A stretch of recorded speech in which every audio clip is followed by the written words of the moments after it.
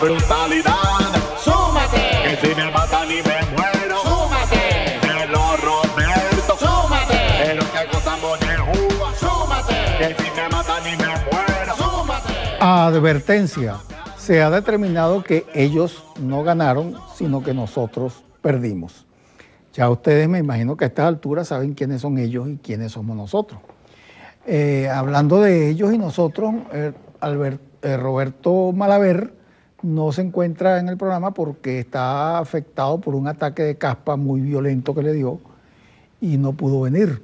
Más violento de lo usual. Más violento que el que siempre tiene. Exacto. Entonces, él no puede venir, pero en su lugar trajimos a Alberto Aranguibel, lo cual va a hacer que el programa adquiera cierto nivel. O termine de hundirse. O termine de hundirse. Bueno, ya ustedes saben lo que pasó, yo no necesito explicarlo, ni describirlo, es decir, nos revolcaron simplemente, eso hay que asumirlo, ¿no?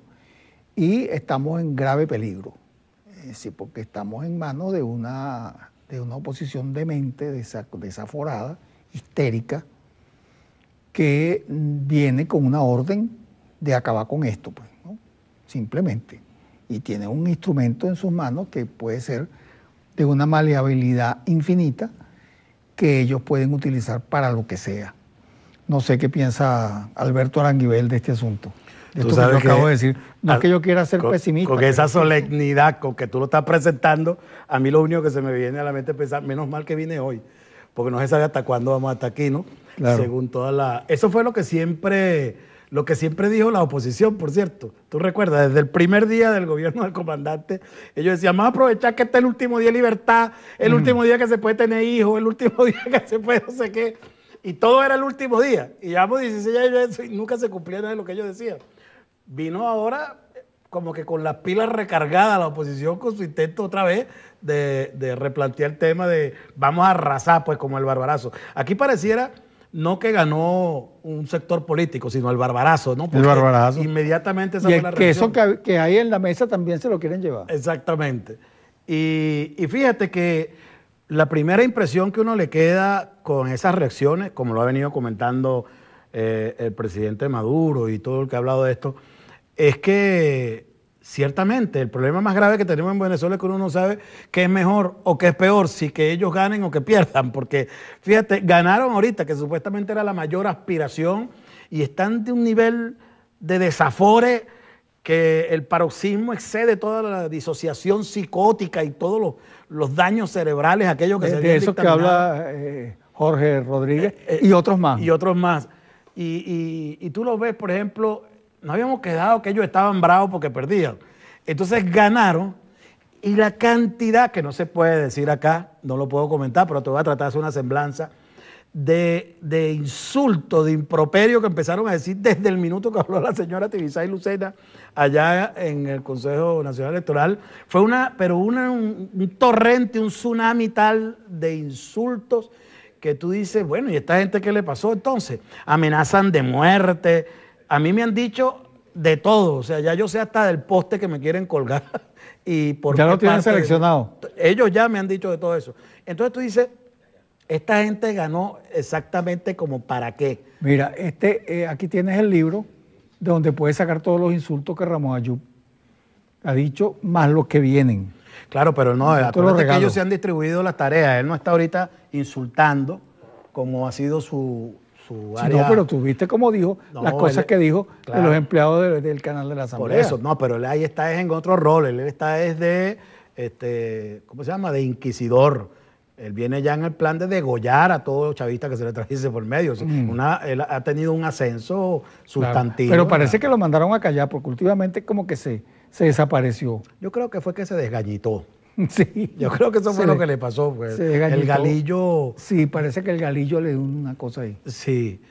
Bueno, pero fíjate, esta gente, entonces, en esta situación en la que se encuentra en este momento, uno no sabe si lamentarse o mentársela, porque, fíjate, ellos, por ejemplo, en la mentadera que le hicieron a uno, a mí se me ocurrió en una de esas poner en un Twitter, porque me lo tenían saturado, estaba como echando humo el Twitter de la cantidad de improperios que le agarraron contra mí. Yo no soy ni ministro, ni diputado, ni era candidato, ni nada. Y de repente yo respondo una cosa que me aprendí en la escuela cuando estaba muchachito, que eso lo enseñaba mucho. Bandera de Venezuela, ¿por qué yo te quiero tanto? Después de eso, o Ajá. antes, yo no recuerdo, en tercer grado, una cosa que le enseñaban a uno es que cuando uno le mentaban la familia, uno respondía, la tuya, trancado, amén, para que no se volviera a repetir. Y yo fue lo que puse en el Twitter. Pero había uno A los que se están adelantaban a uno. mentándole toda la verdad. Había uno que se adelantaban y decía, el que tranque le cae doble. Exacto. Pero bueno, a mí me correspondía decir, Ah. bueno, hagan su cola, ¿no? Como es lo correcto, pues eso es lo que hemos aprendido. Hagan su cola debidamente y en todo caso, trancado amén. La suya 1000 veces trancado amén. Bueno, me han sacado por todas esas cosas que tienen ellos, ¿cómo que se llama? La guayaba piche, no sé qué, los portales esos de noticias de ellos. Y me han puesto ahí como que estaba hablando el vicepresidente de la República, del chavismo. Como ellos no encontraron a nadie que estaba mandando a descargar nada en el chavismo, sino que habló el presidente Nicolás Maduro en ese momento. Como un estadista. Pues. Como un verdadero estadista con el mayor nivel ético, político y la mayor altura como primer mandatario a reconocer los resultados, que era lo que... Como tiene que ser. Tocaba.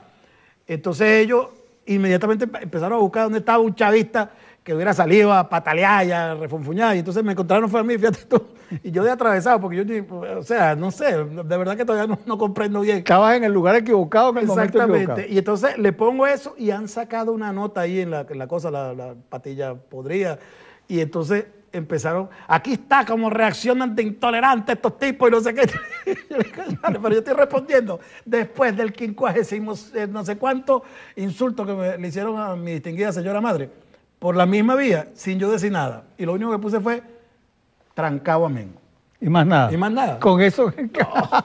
Después puse uno donde le pregunto a una periodista de oposición que me tenía tallado desde hace años, no meses, con el cuento de que nosotros somos unos tipos, que somos intolerantes, que somos sectarios, que somos fascistas.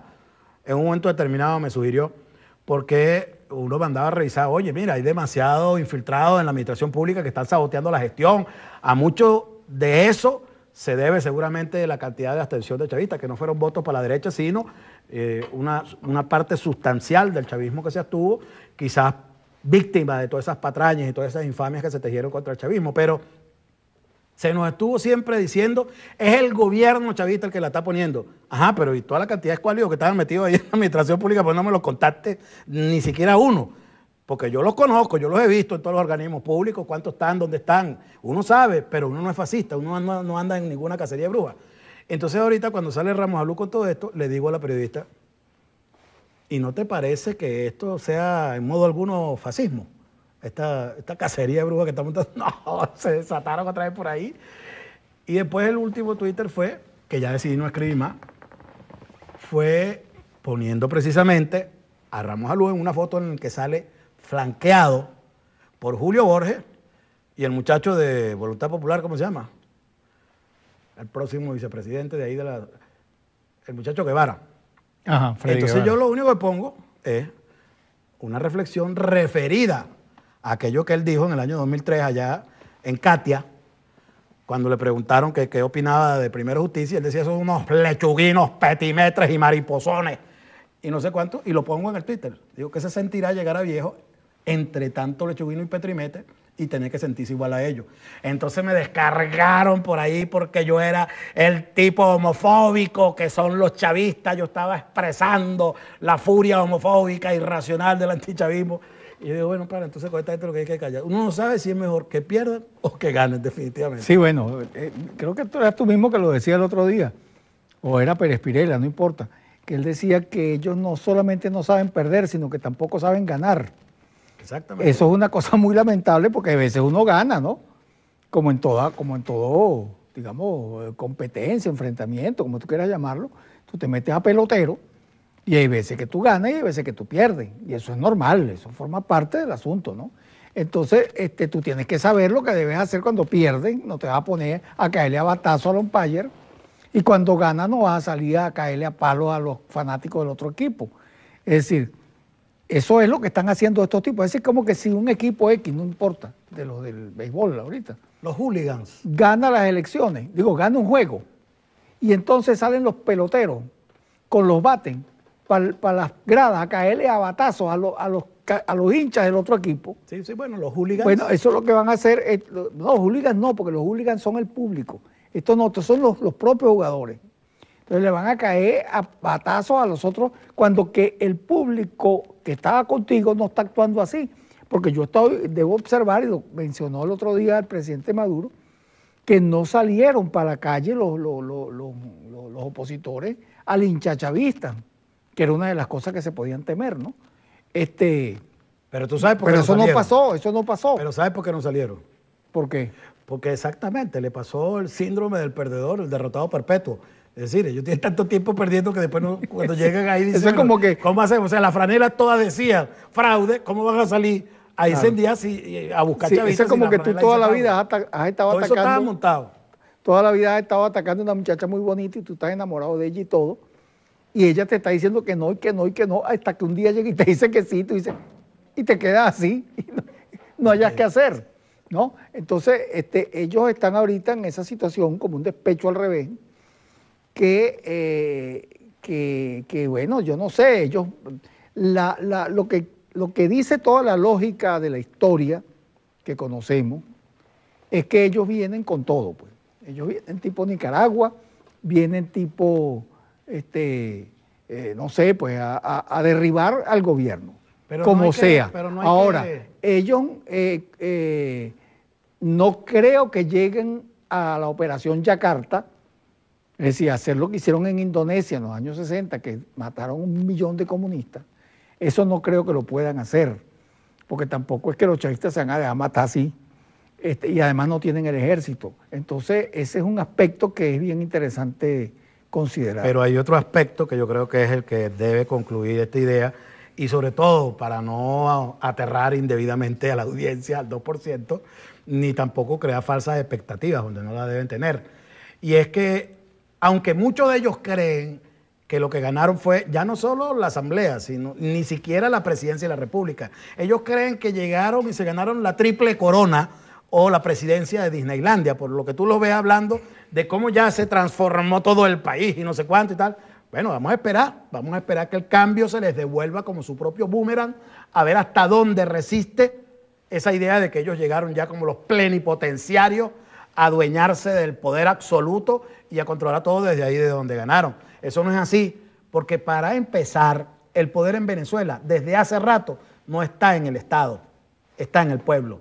Y eso es algo que tiene que quedarle bien claro tanto a la gente de la oposición como a la revolución misma, que es de lo que creo que vamos a hablar después de esta. Sí, ahora yo creo que ciertamente lo que tú dices, y lo decía Mario Silva hace como 2 o 3 semanas, que la revolución no es los aparatos formales del Estado, que también pues se expresa por esa vía, sino la revolución es una cosa que se da en la calle, que se da en la realidad, que se da en la vida, que se da en la fábrica, En la que se da en cultura la del- escuela, que se da en la cultura, que se da en el barrio, que se da en la esquina, que se da en el estadio, en el juego de pelota, que se da en todos los niveles, en las radios, en las televisoras, en las comunicaciones informales, en las radios comunitarias, en fin, se da por todas partes. Entonces, eso es una cosa que tú no la puedes derrocar, porque tú puedes derrocar un gobierno, tú puedes derrocar un presidente, pero tú no puedes derrocar al pueblo, porque eso sí es verdad que no se puede, pues, ¿no?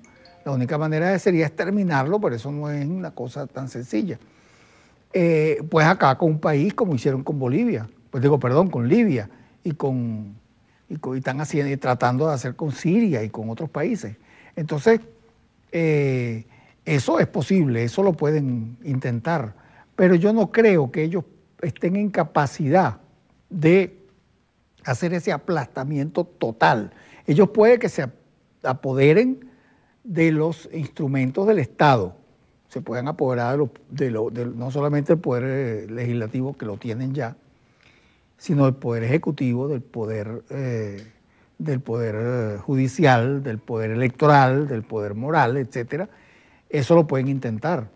Pero yo me pregunto, ¿cuánto tiempo van a durar? Yo ayer escribí un artículo que se llama Ridiculez, que están en Última Noticia y en Aporrea, en el que hablo de eso. Ya lo he dicho, es la segunda vez que lo digo. Yo digo, ¿cuánto tiempo van a durar en el poder? Porque cuando Carmona duraron 47 horas, ¿no? Y no pudieron. Con porque más poder. Sí, porque ahí tenían todo. Exactamente. Y ahí hicieron de todo, ahí abolieron todo en nombre de la democracia, acabaron con la democracia.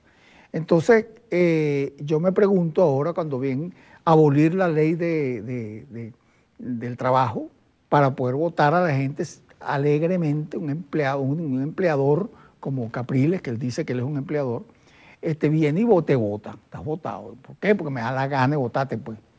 ¿No? Como fue siempre, como antes fue de siempre, la revolución. Claro, como era cuando éramos felices y no lo sabíamos. La mujer tiene un muchachito, no puede tener permiso postnatal porque no me da la gana, pues. Y así por el estilo. Van a privatizar CanTV para que pase lo que Gustavo Rosen dijo por ahí en un tuit, que paguen los que puedan pagar. Las comunicaciones son muy caras y solamente deben ser para el que la pueda pagar, no como ahorita que la tiene un gentío. No, y Venezuela la ha papa tenido el caliente. crecimiento de internet más grande que ha habido, creo yo, en América Latina en todos estos años. La papa caliente que ni el más avesado economista opositor ha planteado, ni siquiera Ricardo Hausmann y todo su respaldo del Fondo Monetario ha podido resolver el dilema de cómo es eso de que van a bajar los precios liberándolos. Sí. Eso es lo que no. Eso Lo es una primero. cosa- bueno, va a pero es ser que acuérdate de que nosotros- La gran pared, el gran muro de concreto con lo que se Acuérdate que nosotros, los chavistas, somos muy brutos para entender eso. Eso lo podría haber entendido Roberto Malaver, pero lamentablemente no, nada más que Roberto Malaver es el analista del programa, o sea que nos quedamos sin analista, ¿no? Entonces, ciertamente esas son cosas demasiado difíciles para uno entenderlas. Mira, pero espérate, Ah. antes de irnos al corte. Lo que yo quería decir cuando dije, te acoté, la cultura, no es el Ministerio de la Cultura el que yo estaba hablando. Yo estoy hablando de la transformación cultural. Pero de que eso hay en la vamos a hablar sociedad. ahora. Pero espérate, Ajá. porque es sumamente importante que quede claro que no se trata solamente de leyes, de legislación, como se lleva adelante un país, se lleva construyendo, transformándola, y eso en función de una visión que tenga la sociedad. Y en este caso, la única visión que hay de país, de patria, es la que dejó Chávez, sembrada en el pueblo mayoritariamente, que no se fue a votar por la derecha, que creció solamente un 4.6%, mientras que la disminución sustantiva que hubo en el chavismo significa que hubo desmovilización, pero no salto de Pero talantera. no hubo migración. Bueno, entonces nosotros vamos a hacer una pausa y se corre el peligro de que regresemos. ¡Súmate! El Roberto, ¡Súmate! Alfredo, ¡Súmate! mira qué cosa más grande. ¡Súmate! A la de los Roberto. ¡Súmate! Bien, tenemos un video. Hoy no quisimos poner video porque de verdad que cuando lo vimos, dimos, esta gente es demasiado ridícula. Algo así como eso escribí yo ayer en Aporrea y en Última Noticia. Por segunda vez voy a promover mi artículo que se llama Ridiculén, donde digo que no solamente es una contrarrevolución la que ganó, como dice el presidente Maduro, sino que además ganó una comparsa de fantoche espantosa, ¿no? Y entonces uno pone esos tipos. Hay una foto de Ramos Ayub que yo pensaba que eran unos trucos. No, resulta que no, yo las estuve viendo con calma. Y ahí no hay Photoshop que valga. Él es un ridículo, él es así. Eso es como un chiste que decía un gran humorista uruguayo que salía en la televisión y decía: señora, no trate de agarrar el televisor, arreglar el televisor, yo soy así. Entonces, el asunto es que estos tipos son así. Y por eso es que yo digo que ellos, como ellos no son capaces de posponer las gratificaciones, sino que de una vez llegan a una fiesta y lo primero que hacen es meter el dedo a la torta antes de que la piquen, entonces esa es su gran debilidad. Hay que dejarlos quietos. Esa es su naturaleza. Su naturaleza, como decía Fausto Verdial, inmortal Fausto Verdial, que decía: ¿qué va usted a hacerle? ¿Va usted a pegarle? ¿Va usted a matarle? Hay que dejarle. Entonces, porque él ahí imitaba un acento andaluz. Sí, fíjate que ahorita estábamos comentando que la reproducción es genética, es decir, es exacta. No pueden hacerle ninguna variación. Lo que está haciendo Ramos Alú no es él quien lo está haciendo, es su código genético. Betancourt, cuando llegó al poder en 1960, lo primero que hizo fue allanar la inmunidad parlamentaria a la gente de la oposición y mandó a meter preso a Sáez Mérida y a Eloy Torres, recuerdo. Los mandó a meter preso inmediatamente. Fue la primera medida que tomaron ellos. ¿Y no estaba Pompeyo ahí en ese Congreso. grupo? creo que la lista se fue extendiendo, pero los Sí. dos primeros fueron Eloy Torres y Sáenz Mérida. Bueno, esa es la naturaleza de ellos, ¿no? No pueden hacer más nada.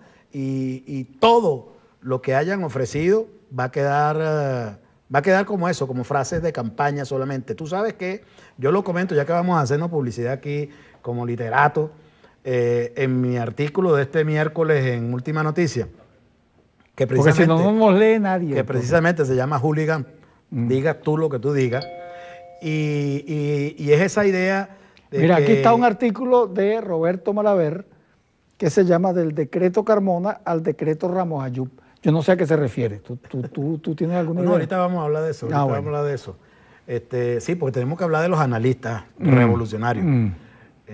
Yo creo que si algo nos ha revelado la elección esta parlamentaria del 6D, es que en los analistas revolucionarios no hay manera de poder creer, en ninguno.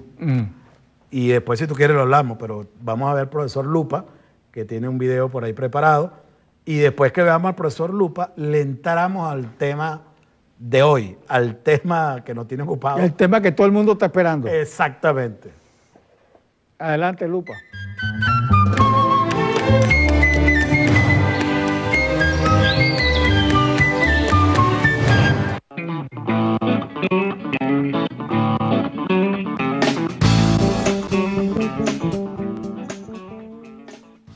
Como hizo Chávez el 4 de febrero, somos muchos los que tenemos que asumir nuestra responsabilidad en lo que pasó el 6 de diciembre.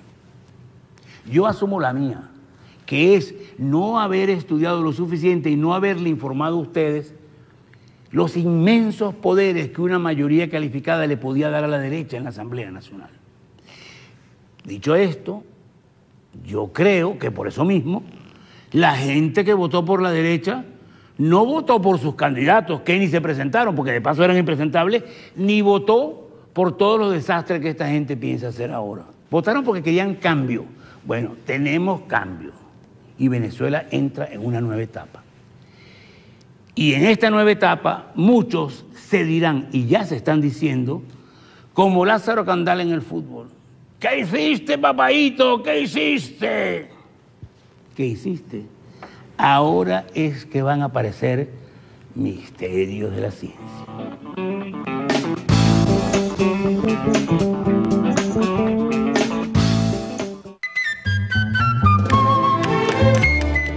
Bien, ahí tienes tú para hablar del cambio, que estabas hablando unas cosas ahí bien interesantes. Sí, casualmente, por eso dije que era el tema de hoy, porque estaba comentando lo de mi artículo del miércoles precisamente porque encabezo con esa idea, que la gran expectativa que se creó, toda esa gente que votó, cualquier cantidad que haya sido la que votó por los candidatos de la oposición, por la derecha aquí en Venezuela en esta oportunidad, lo hicieron entusiasmadísimos con la idea del cambio, pero es que el término, el concepto del cambio es una cosa completamente insustancial, inacible, sin ningún contenido, que se ha utilizado a lo largo de la historia de las campañas políticas de manera recurrente como ningún otro término. O sea, el más persistente ha sido ese. Caldera la utilizó en 1968 en su campaña que lo llevó a la primera presidencia. En Colombia, cuatro candidatos que estaban disputando la presidencia en 1998, 30 años después, cuando ganó Pastrana, los cuatro candidatos ofrecían solamente cambio. En Colombia, que desde que fue fundada como república jamás ha habido cambio. Es decir, gane quien gane, es lo mismo, es la oligarquía que está gobernando. Y sin embargo, la gente se entusiasma con la eventual posibilidad, aunque sean los mismos candidatos oligarcas, con la idea de que puede haber un cambio, porque es digamos, como un, ¿cómo llaman eso? Como un llaverito, pues, de la suerte, ¿cómo se llama? Un comodín. Un amuleto de los sectores oligarcas, ofrecer en el discurso de la demagogia la idea de cambio. Eso es lo que pasó con Macri en Argentina, que el kirchnerismo salva a esa nación de la catástrofe más terrible y dolorosa que recordamos recientemente. A la que lo han metido los neoliberales como Macri. Exactamente. Y él se presenta ofreciendo el cambio. La propuesta la hizo la El PSOE oposición. en España también está ofreciendo cambio. Actualmente. La propuesta de cambio la empezó a hacer aquí medio soterradamente. Perdón, Obama. Sí, exacto. The change, no sé qué cosa. Exactamente. El cambio hacia el futuro, decía él.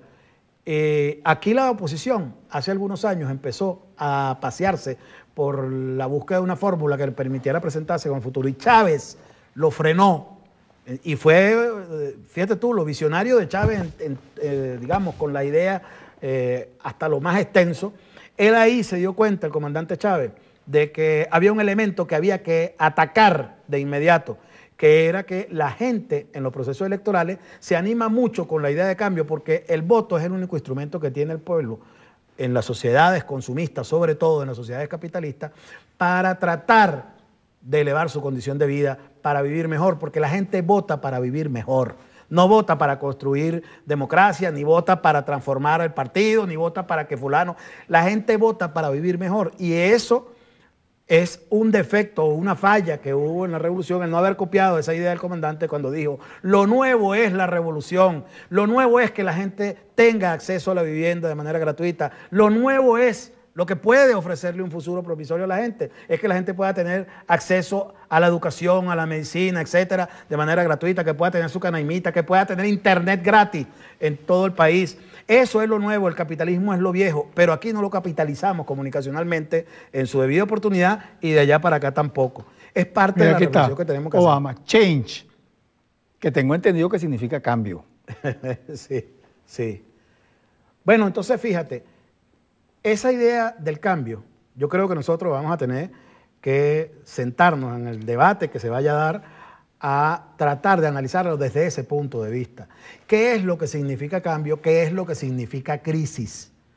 Porque, como yo decía antes, a mí me parece, y yo estoy plenamente confundido, te soy honesto en este momento, todavía aún, cuando veo que la mayoría de los analistas más sesudos de la revolución empiezan de la noche a la mañana a conceder exactamente todo lo que venían discutiendo los últimos años en sus espacios de opinión, en sus programas de radio, de televisión, en sus columnas, etcétera, donde estaban especificando que teníamos un peligro contra la revolución, que era la guerra mediática, que podía confundir al pueblo, que podía poner a la gente a ver enemigos donde no estaban, a sentir que estaba desviándose la revolución. Empezamos a señalarlo cuando dijimos, mira, hay que ser responsables con la autocrítica, si es seria, si es de verdad honesta, que se está ejerciendo. Y nos cayó encima un gentío, no solo en el programa que yo tenía aquí en el Canal 8, en la radio, en la prensa, por todos los medios trataron de acercarme cuando empecé a asomar la sola propuesta de la búsqueda de un sentido mínimo de responsabilidad comunicacional que va más allá de la responsabilidad de la defensa de las ideas, porque cuando tú tienes que enrostrarte con un país para hacer planteamientos que pueden sensibilizar a la opinión pública de manera determinante, tú tienes que saber hasta dónde llegas, porque ya no es solamente la defensa de tu planteamiento en función de tu óptica, por mucho que tú la manejes, sino en función del efecto que vas a causar. Y eso que empezó a manejarse desde hace 2 años con la llegada del presidente Nicolás Maduro a la presidencia, de la autocrítica en abstracto, para empezar a señalar como las deficiencias por las que estaba atravesando el pueblo, como culpable de esas deficiencias al gobierno, dejando por fuera que nosotros estamos en un modelo capitalista, donde hay una sociedad burguesa que sigue dominando la mayoría de los sectores en la sociedad. Los medios de producción. Los medios de producción, todos en manos de ellos. De las 375.000 empresas que hay en el país, solamente 280 fueron las que en un primer momento pasaron en el gobierno del comandante Chávez en una misión que apareció, que fueron nacionalizadas porque fueron abandonadas por los empresarios y las dejaron ahí y dejaron a los empleados a la buena suerte. Y después de ahí surgió entonces un programa más amplio que llegó hasta un promedio de 3.000 empresas, que es lo máximo de lo que estatizó el gobierno revolucionario. Pero se vendió la etiqueta de que este es un gobierno represor del capital privado, de no sé cuánto, y nosotros, bueno, empezamos a ver que esa guerra mediática era el peligro que podía confundir a la gente y asumimos la defensa de la argumentación con fundamento de que eso era una patraña, de que eso era una mentira. Pero muchos de nuestros analistas de la noche a la mañana parecieron que ni Carmona es tanga. Sí, tenemos que irnos a encerrarnos, a revisarnos y destituir los ministros y destituir toda la directiva del partido. E incluso ha llegado gente de altísimo nivel de calificación como intelectual en la revolución, que lo he visto, que está proponiendo que Maduro convoque a un revocatorio él mismo. Se ha llegado a eso. Entonces, Cuando tú ves, tú dices, ¿qué clase de disparate es este de por tratar de salvar el pellejo? ¿No? En un momento determinado, lo harán algunos, tratan de irse más allá de lo que le corresponde, digamos, como vocero, para asumir que la crítica tiene que ser redireccionada exactamente para el terreno donde el enemigo ha estado diciendo durante años que ese es el problema, como lo planteó Carmona, como lo planteó Primero Justicia en un video antes del golpe del 11 de abril, como lo planteó Leopoldo López cuando dijo que tenía que salir todo el mundo del gobierno, como lo planteó María Corina, como lo ha planteado durante 2 años la señora Tintori recorriendo el planeta diciendo que hay que salir del gobierno, y ahora resulta que somos nosotros los que nos vamos a encerrar para decir que hay que quitar todos los ministros y todo eso. Yo creo que ahí el error que hay que resolver es comunicacional y de participación de los sectores intelectuales, que si tienen suficiente credencial y talla y estatura para hacer ese tipo de señalamiento, habría que empezar a preguntarle, ¿y dónde están los documentos que usted aportó para sistematizar el pensamiento de Chávez, para evolucionar el pensamiento revolucionario? Bueno, de la realidad? hay unos cuantos que lo han hecho, ciertamente. Yo lo que veo es mucho Marta Harnecker y veo muchas cosas que vienen de afuera, y mucho Ramón. No me refiero mucho y veo a Marta mucho, bueno, está bien y bienvenido, pero ¿dónde está la participación activa de la mano de la dirección de ese partido que van a señalar? Para decir, señores, mira, que hay una reflexión de fondo, que hay que revisar a Marx en esto y en estos puntos. Vamos a sentarnos a estudiar esto, a ver hasta dónde llegamos. Bueno, mira, vamos aparte de eso que tú estás diciendo, vamos a hacer un corte, porque yo quiero ahora decir algunas cosas que yo creo que también están en la base de lo que pasó. Entonces nosotros dentro de unos segundos vamos a regresar.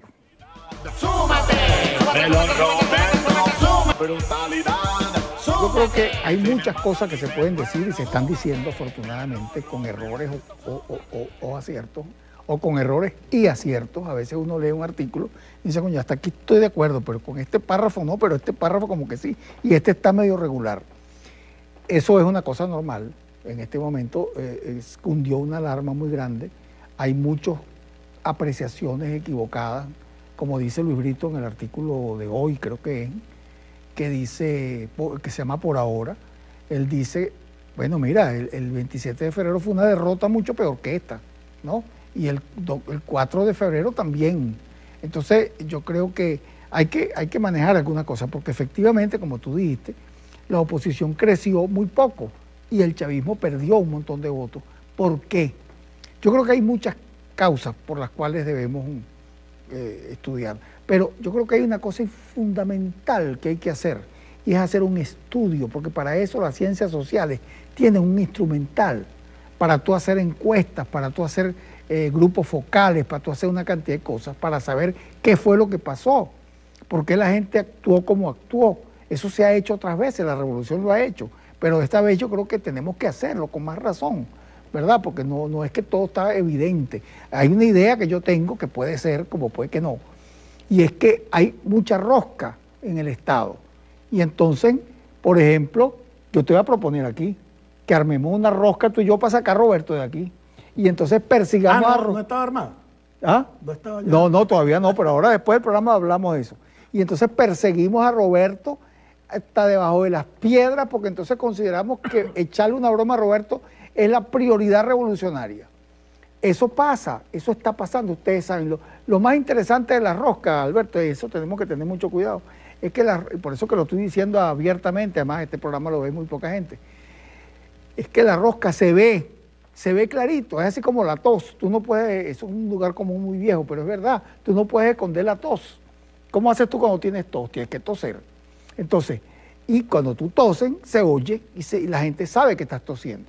Entonces, en este caso, yo creo que hay que asumir eso, porque si no podemos caer en aquello que decía el general de la Revolución Mexicana, Plutarco Elías Calles, que decía es que la revolución degeneró en gobierno. Entonces, la revolución puede degenerar en gobierno, hasta mañana lo evocaba Marie Claire Stelling en el programa de José Vicente, y lo han dicho otros por ahí. Entonces, yo creo que es verdad, tenemos que tener mucho cuidado con eso, porque al armarse una rosca, esa rosca empieza a pelear con otra rosca, ¿verdad?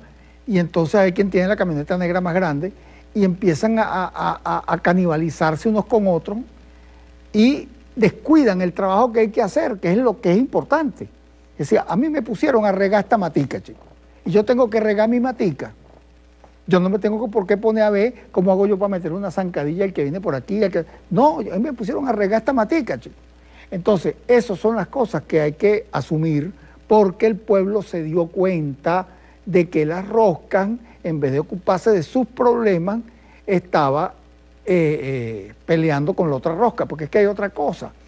No puede ser que una persona, en estos días, una compañera de trabajo se me presentó a pedirme para ver cómo hacía, porque su hijo tuvo un accidente y se quemó y tenía, ¿cómo se llama?, quemaduras de tercer grado y tal, y empiezo yo a pensar, ¿y dónde yo llevo a esta mujer? Porque no hay mecanismo.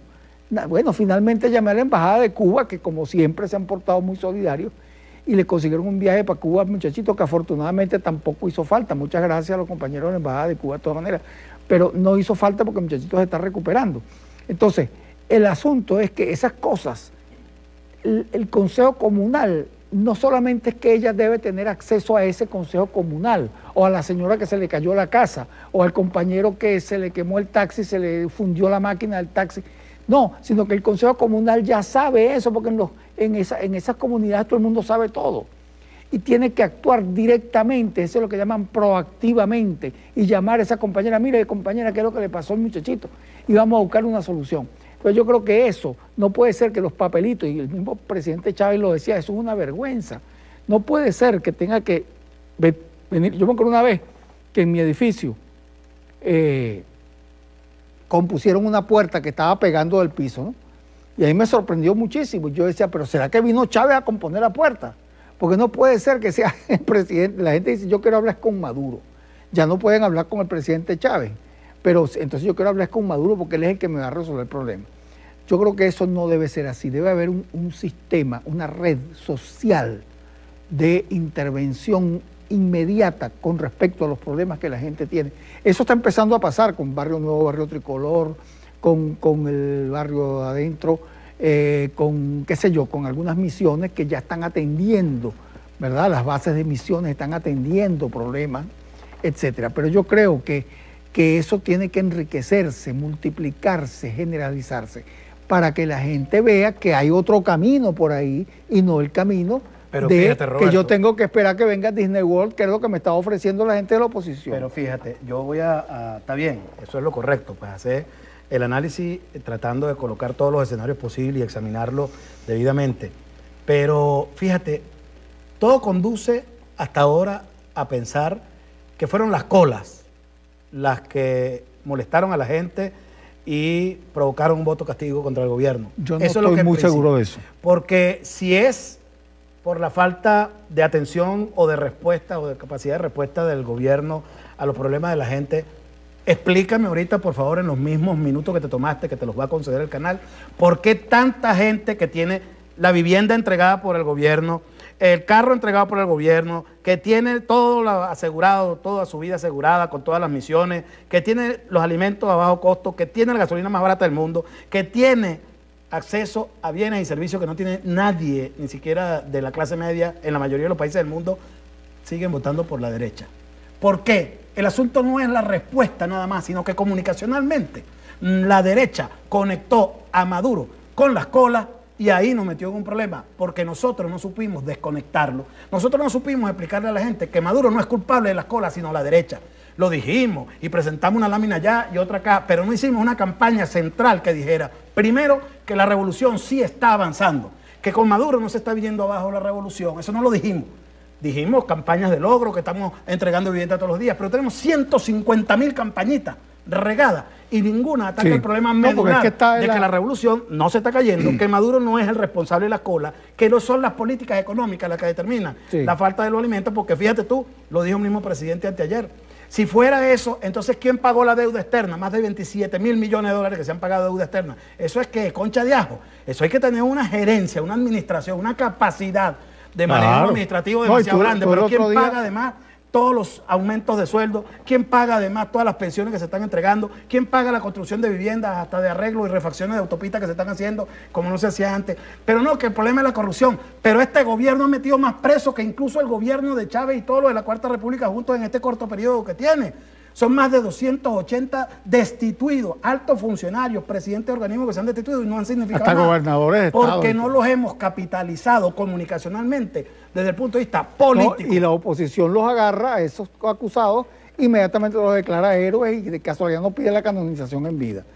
Y yo creo que tenemos que, ciertamente, hay que pensar, tú el otro día decías, y lo había dicho Fidel ya, que la revolución venezolana había avanzado aceleradísimamente, como ninguna otra revolución en el mundo. Yo creo que ni de la revolución neolítica, que fue bastante lenta, por cierto. Toda esa revolución, la revolución francesa, la revolución rusa, la revolución china, en Venezuela hemos avanzado muy rápido. Es decir, hay que verle la cara a 900.000 viviendas en una población de 30 millones de habitantes. Con una caída del precio del barril. Con una caída del precio, que se han repartido 4 millones de canaimitas y no sé cuántas tabletas, y se han alfabetizado 1,5 millones más de personas, que se han hecho montones de cosas, pero realmente espectaculares, pues cosas que no se han dado a esa velocidad en otras revoluciones. El único que yo he escuchado que ha explicado que eso es política económica, que es distinta a la política económica que aspira, por la que delira el neoliberalismo, es otra cosa, pero sí hay que explicarlo. Porque eso es economía. El único que lo ha explicado es el presidente Maduro. El otro día un compañero, Jordán Rodríguez, había un tipo de la oposición que le dijo una de esas, de esos caletres que ellos tienen, le dice, porque no se puede repartir miseria, hay que producir, porque no tiene sentido repartir miseria, pero en ese momento, ¿verdad? El régimen seguramente le mandó un metrobús que se paró. Eso fue aquí en la estación de aquí de Parque del Este. Y entonces el tipo, Jordán le dice al muchacho, ¿ese autobús es miseria? No, porque hay que ver la cantidad. El muchacho no haya que decir. Porque a ellos les pasa eso. El otro día una señora diciendo, no, porque este gobierno y Maduro y tal, y la cola, y el aumento de precios. Yo le decía, es verdad, señora. La señora se me quedó así como sorprendida que yo le dijera eso. Porque yo lo vi a Maduro esta mañana de madrugada aquí, ahí en el depósito de la farmacia, remarcando precios. ¿Ustedes no lo vieron? Todo el mundo se me quedó como mirando así. Yo normalmente no discuto en la calle porque no me gusta. Y entonces, pero la señora se quedó, es verdad, es que acaso es que Nicolás es el que está remarcando precios. Amanece el concilia de madrugada a las 3 de la mañana en un supermercado remarcando precios. Pero además, no es lo o mismo, esculpiendo los productos. No es lo mismo como problema, en todo caso económico, que no se consiga, por ejemplo, la mantequilla en la estantería, o los productos que no se consiguen en la estantería, o que no se consigan los repuestos para motos, ¿no? O para vehículos, autobuses. Es decir, son dos cosas completamente distintas. Pero es que aquí se ha llevado a que la gente cree que todo es un solo problema económico y todo atribuible a Maduro. ¿Por qué? Porque la derecha lo ha puesto a que la gente piense de esa manera. La derecha montó esa matriz. Y eso es una matriz que hay que atacar. Yo no soy comunicador social, yo soy un hablador de pistoladas, pero yo creo que los estudiosos del asunto, los que manejan eso, los publicistas o como se llamen, tienen que armar hay una excelente presentación. Que desbarate eso. Para ser justo, hay una excelente presentación que hizo en PowerPoint Silva Rodríguez. ¿Cómo se llama él? Que él hizo un desglose muy, desde el punto de vista económico, muy técnico, pero también muy didáctico. Lo que pasa es que lo hizo ya muy al final de la campaña y no se le difundió. Eso tenía que haberse atacado desde un principio. Además, hay algunas cosas que yo creo que habría que haber hecho, haber tomado algunas medidas, yo no sé cuáles porque no soy economista, repito, pero alguna medida había que haber tomado, haber nacionalizado algo, haber hecho una cosa, haber metido preso un pelucón, no sé, había que haber hecho algo más o menos espectacular, porque nos embromaron con eso de las colas y con eso de la escasez, que no es escasez. Perdóname. Antes de llegar a la escasez, que llegar al acaparamiento. Perdóname, ¿no?, que difiera de ti, y yo me atengo ahí pues a los grandes pensadores de izquierda de toda la vida, empezando por Fidel y bueno, mismo Simón Rodríguez y Simón Bolívar, que dijeron la transformación debe ser de las ideas. La transformación debe ser cultural, no es la solución con eso que tú dices de meter preso un pelucón y la cosa, porque ese es precisamente lo que está buscando la campaña de la derecha, que quiere dividirnos como sociedad. Lo que hay es que concientizar al pueblo, llevar el debate verdaderamente con interés, bien fundamentado, bien documentado, para que se genere una discusión. Yo he estado recorriendo Venezuela desde hace muchos años, tú lo sabes, en charlas, y la he estado dando en las bases del partido, y la he estado dando con los trabajadores de las empresas del Estado, con organismos de distinta naturaleza. Y yo he hablado con todo el mundo en el partido y no he encontrado apoyo para que eso se pueda sistematizar de una manera productiva, incluso no conmigo, sino con otra gente, muchísima, que hay dispuesta a hacer ese trabajo, que es una obligación, porque lo dice las 5 líneas estratégicas de acción política que presentó en el 2010 el comandante Chávez. Eso es a lo que mandó Chávez, a que el partido no fuera un partido electoralista, sino que se incorporara a la transformación de la sociedad desde abajo, de las bases. Pero no por eso vamos a dedicarnos nosotros a hacer trabajo que no pudo hacer ni Carmona, ni Leopoldo López, ni lo pudo hacer ni Capriles, ni lo pudo hacer Bush, ni Obama, hacerlo ahora nosotros aquí encerrados, en decir, ustedes no sé cuántos son los culpables y hay que sacarlos a todos. Eso es lo que me parece una irracionalidad. La famosa autocrítica que te dije hace rato, yo tengo ahí una lista larga de gente que voy a autocriticar ahora. Entonces yo creo que el asunto hay que verlo, por eso fue que Chávez se tiraba aquellas cadenas larguísimas y hacía aquel aló presidente que llegó a durar hasta 8 horas y cuarto, me acuerdo que yo estuve, en los 2 más largos yo creo que yo estuve, por casualidad de la vida, ¿no? Ejercicio de pedagogía 8 horas y pico hablando, metiendo muela para explicarle a la gente todas estas cosas que estamos hablando y muchas más, que era para explicarle a la gente el problema del capitalismo, la necesidad del socialismo, y eso era hable y habla y habla y habla y muela y muela y muela, porque eso es necesario, porque la oposición, me refiero a oposición, no solamente la oposición, es la derecha en general, de la derecha comunicacional, que está todo el tiempo, pero todo el tiempo, haciéndote una campaña en favor del consumismo.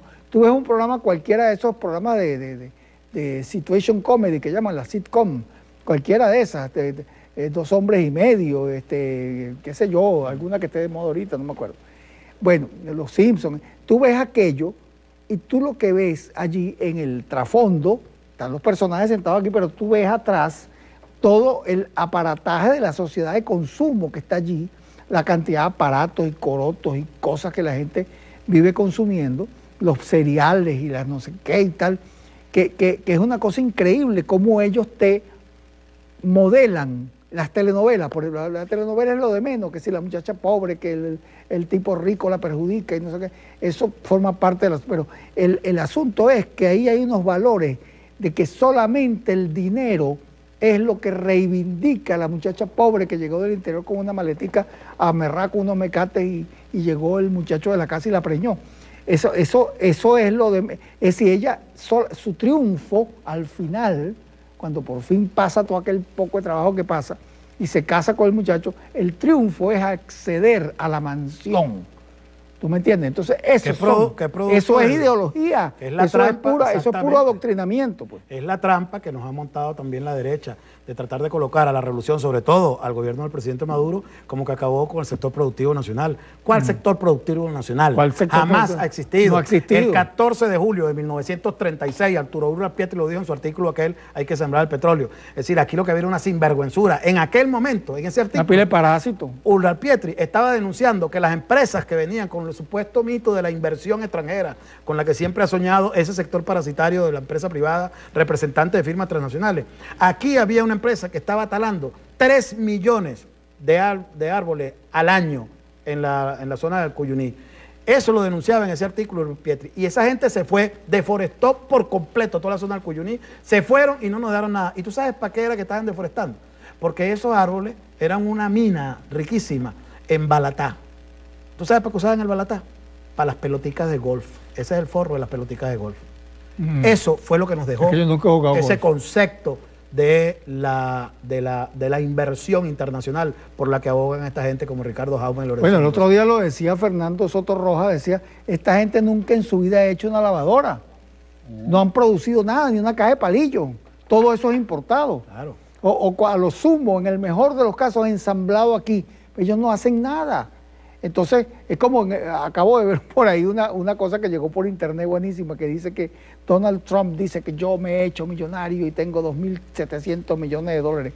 Y entonces el tipo dice, si ese señor hubiera agarrado los reales que heredó de su papá, porque es que no fue que él se hizo rico, él nació rico, si él lo hubiera puesto a plazo fijo en un banco, tendría en este momento 8.000 millones de dólares, o sea, más del doble de lo que tiene ahorita. Bueno, no te extiendas en eso. Vamos a considerar que esto fue... Porque esto hicieron aquí nacieron. Es decir, el Claro. momento en que esos tipos se hacen ricos es cuando oyen leer ¿cómo se llama? El testamento del papá o de la mamá. Ese es el momento que se hacen ricos. Te voy a contar rápidamente cómo fue que se hizo rico Rockefeller. Que él, cuando estaba niño, le regalaron una manzana. Pues en vez de comerse su manzana, él la vendió y con eso compró 2 manzanas. Entonces tenía 3 manzanas. Al día siguiente vendió 3 manzanas. Y al 4.º día se murió su papá y le dejó una herencia de no sé cuántos millones de dólares. Así fue como se hizo rico Rockefeller. Bueno, mira, tenemos que irnos porque ya está Mendoza por ahí, anda recorriendo, Sí, anda refunfuñando. Bueno, tú sabes que él va a estar, Ramos Ayub ya lo encargó de cerrar la emisora de la Asamblea, porque ya tiene experiencia en eso, ¿no? No, está molesto porque dice que le está robando la idea. Ese Le parece, está robando la idea. esa es una de las reyertas más que hay ahí. Sí, bueno, y parece que va a promover una ley para abolir este programa, ojalá. Bueno, mira, Ojalá tenemos lo la logren. ventaja y la gran virtud de que este programa no puede ser calificado en ninguna categoría como un programa de autocrítica, ni de crítica, ni de nada. Ni de nada. Este programa no es un Tenemos programa esa de gran nada. ventaja, Claro. así que nos vamos entonces encomendados a la buena de Dios con Mendoza. Date duro, pues.